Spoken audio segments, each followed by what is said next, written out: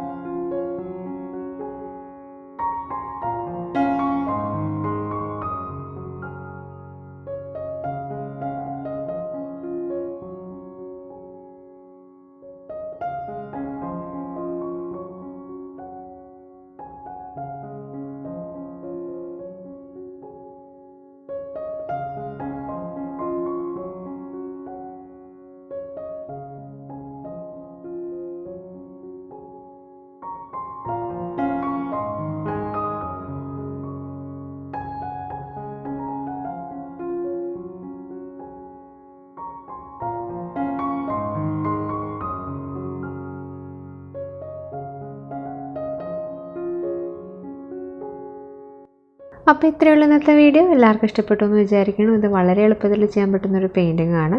നിങ്ങൾക്ക് ഇഷ്ടപ്പെട്ടിട്ടുണ്ടെങ്കിൽ ജസ്റ്റ് നിങ്ങളൊന്ന് ട്രൈ ചെയ്ത് നോക്കുക. ട്രൈ ചെയ്തിട്ടുള്ള നിങ്ങളുടെ ക്രിയേഷൻസ് എനിക്ക് ഷെയർ ചെയ്യുക. അപ്പോൾ നമുക്കിനി നെക്സ്റ്റ് വീഡിയോയിൽ കാണാം. താങ്ക്